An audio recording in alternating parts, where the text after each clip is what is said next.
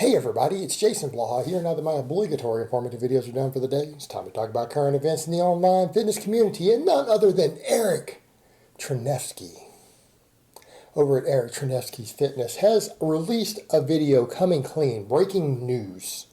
And you know what, let's go ahead and imitate Eric to start this off. Hey everybody, it's Eric Kanevsky here, the most optimal person in history. My voice is so optimal because I've been abusing 3 grams of gear since I was 17 years old in high school, and I weighed 150 pounds. And now I look like I'm 45. My head is bald and my hair is falling out. And I got this deep voice sounding like Randy the Macho Man Savage because it's the most optimal drug stack in history. Alright guys, let me go ahead and put on what was formerly known as my +5 hat of weaponsmithing, which has been reforged into a +5 hat of speechcraft, although some of you lovingly call it my +5 hat of autism. But let's talk a little bit about Eric. You know, a lot of people are like, man, why don't you mention Eric very often? He's an interesting figure in the community, and he talks about you all the time. Like, he always takes little pops at me nonstop. And you know what? Because quite frankly, it's only the same things could ever be said about Eric. You know, I sound like a broken record when I talk about him, because the truth is, you know, he made a breaking news story, and it's not what anyone expected, and he knows coming clean, everyone's expecting something different. You go read the comments below in his video, and what he came clean about is not what people are expecting him to come clean about. It really isn't. Because what did he say? That it turns out he's been prepping for a show, but he's doing another show like 3 weeks sooner than his other bodybuilding show. You know, as if anyone really gives a shit about bodybuilding shows. I would hope no one who is interested in fitness, and he's got KanevskyFitness in his name, gives a shit about drug-using bodybuilding shows. They really don't. It's not fitness. It's not health. It has nothing to do with fitness. Bodybuilding is a death cult. And the thing is, that's what I feel bad about Eric on. You know, he got so caught up in this whole bodybuilding world at such a young age. And I mean, I knew Eric when he was younger, and people need to keep that in mind. I do have history with him because he hung out in all the lifting groups, the training groups, and the steroid groups that I was in, that a number of other coaches was in when he was in high school. And the fact of the matter is, this kid was abusing amounts of anabolics that even when I used stuff, I would not have put into my body when he was in high school. I'm talking like 17 years old. That's why he's in his early 20s and is going up to 300 pounds. All right, you can't abuse your body the way that he did and have a long life. People say, well, lots of people start early. Yeah, a lot of people do, but they suffer health problems because they aren't using the amounts he was using. And I mean, that's not an exaggeration. I'm not making that up. I'm not lying. I'm not trolling. I am being dead serious. Dead serious. Like, I mean, I'd like to joke a lot, guys. But I mean, I'm setting all the joking aside, and I'm being 100% serious about this.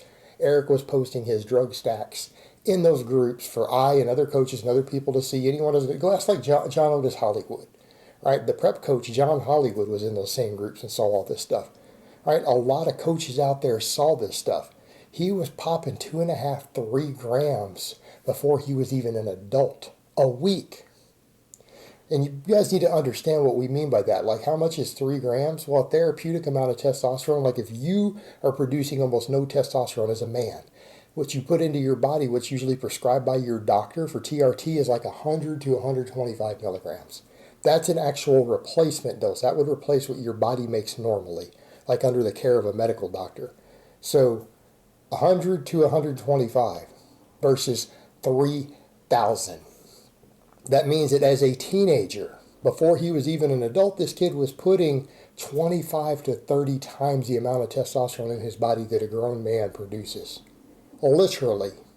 I don't mean, roughly or exaggerating. I mean literally 25 to 30 times the amount. And then he goes on and never learned how to train. And, you know, and he does all this fluff and pump and all this other stuff, which he can't even get right. He'll always kind of say that I call it fluff and puff. It's fluff and pump. He can't even get that right because probably his brain cells have been damaged from all the drugs he's used. Who knows? There is talk of abuse of things like calcification in your brain. There's some data on that. But the point is, you know, you have this guy. He started using all this stuff at a very, very young age. He was like 150 pounds. Like, you guys remember when he first started his channel, this kid was 150 155 pounds at like 5'11" or 6 foot tall. He was skinny. And he started putting all this into his body, and then he bulked up really quick. And people were like, oh, he's a decent sized guy, man. People are like, man, his kids are like 18, 19, and he's already looking relatively jacked because he was using copious amounts of gear. And the thing is, he's never learned how to train.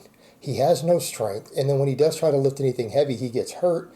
So he's never learned how to train.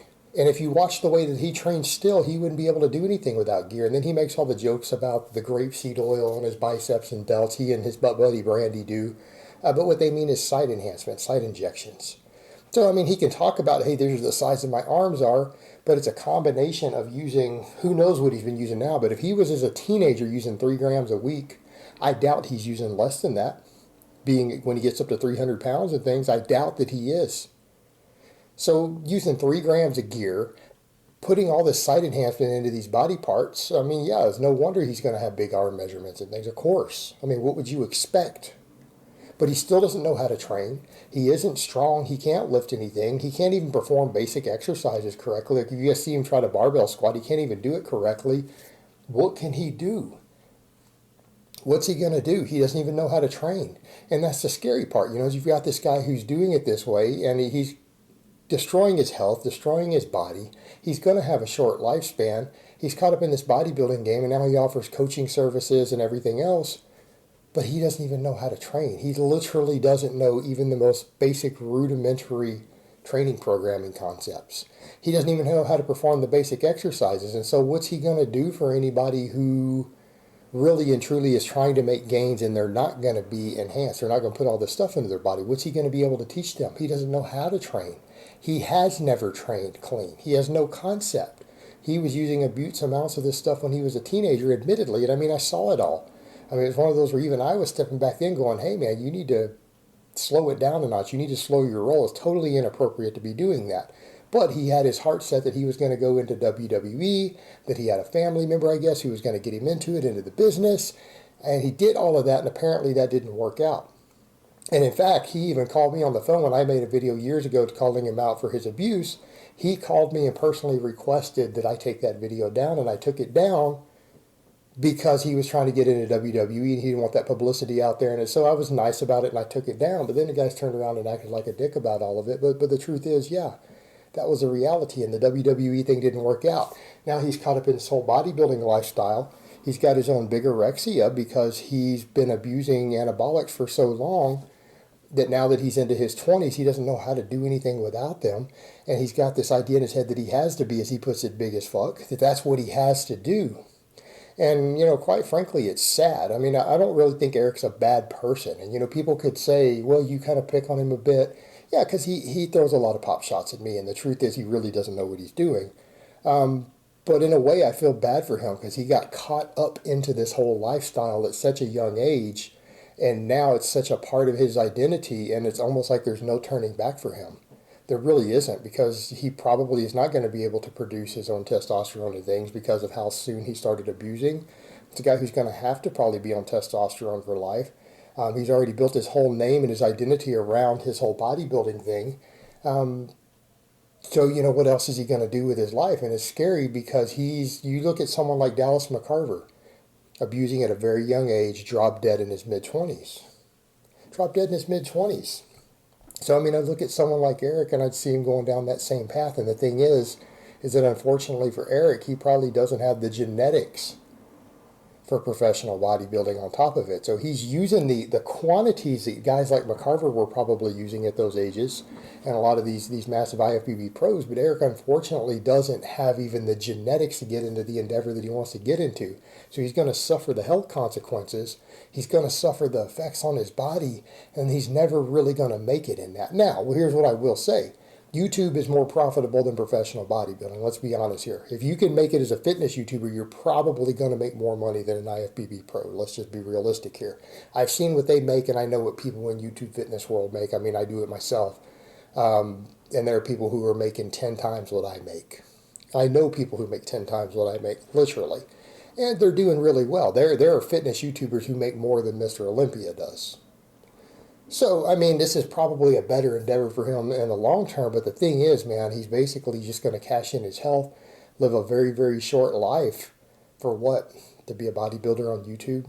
Never go pro in his endeavor? It's sad. It's sad, and I actually really and truly feel bad for Eric. I do, because to me, no matter what happens with Eric and whatever BS happens and whatever insults he throws at me, I still remember him as that kid. I remember him as that teenage kid in those groups trying to make a name for himself, trying to figure out what drugs he needed to use in, a lot of adults not wanting to give him advice. And then he went on to abuse copious amounts of anabolics. And to me, that's that same poor kid. That's always how I'm going to see Eric. And maybe I'm wrong. People say, well, he's a grown man now. He's in his 20s. But really, guys, we're not grown men in our early 20s. We really aren't. I've been in my early 20s. A lot of you guys are in your early 20s, and you know exactly what I mean. You're sort of men, but you're really not. You're not. And that's the reality of it. So to me, that's the kid that he still is. And I see him just caught up in this whole lifestyle. And quite frankly, I actually legitimately feel bad for Eric. And I don't mean that to be trolling. I don't mean that to be hurtful or anything. I really mean that. I actually feel bad for this kid, because I know 5 years from now, 10 years from now, I'm still going to be training. And I'm all about longevity, health. I'm still going to be training. I'm still going to be lifting. I'll probably be doing powerlifting and other stuff.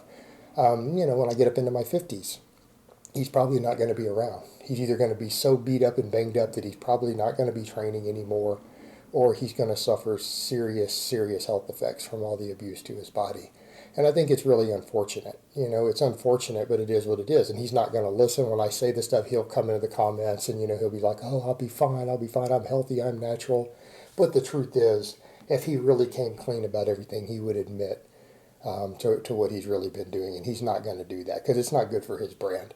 And ultimately, I legitimately feel bad for Eric at the end of the day, because I think that he probably feels like at this point he doesn't really have any other choice in this.